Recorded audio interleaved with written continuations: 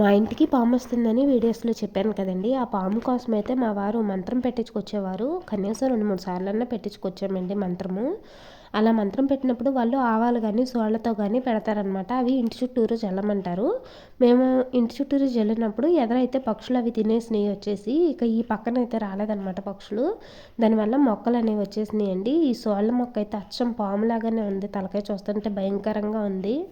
ఇక వెరైటీగా ఉంది కదా అని వీడియో తీశాను. ఆవాల మొక్క కూడా వచ్చిందండి. నేను ఫస్ట్ టైం ఆవాల మొక్కను చూడడం. కానీ దాని స్మెల్ అంతగా అయితే బాగోలేదు. ఇవి పీకి ఇక మేము వంకాయ మొక్కలు కూడా పెట్టాం కదండి. అవైతే చానాలకు కాపు అనేది కాసిందనమాట. ఫస్ట్ కాయ అయితే దీనికన్నా పెద్ద కాయ అయ్యింది. అదైతే కోతి కోసుకుని తినేసింది. ఈసారన్నా మాకు దక్కనిస్తాయో లేదో అనేసి భయమేసిందనమాట. కానీ అట్టకేలకు 2 కాయలు అయితే తయారైనాయండి. కానీ ఈ 2 అయితే కూరకు సాలవు కదా. ఇంకో 2 కూడా వచ్చేదాకా ఆగుదామంటే ఇదేమో ముదిరిపోతుంది. మా వారైతే దీన్ని కోసి పచ్చడి చేసేయమంటున్నారు. ఇక నేను అలాగే పచ్చడి చేసేస్తానండి. ఇవి తెల్ల వంకాయలు, కానీ నల్లయి అయితే బాగా టేస్ట్‌గా ఉంటాయి. కానీ ఇవి తెల్ల వంకాయలు కదా, పచ్చడికి బాగుంటుందో లేదో అనేసి అనుకుంటున్నాను అనమాట.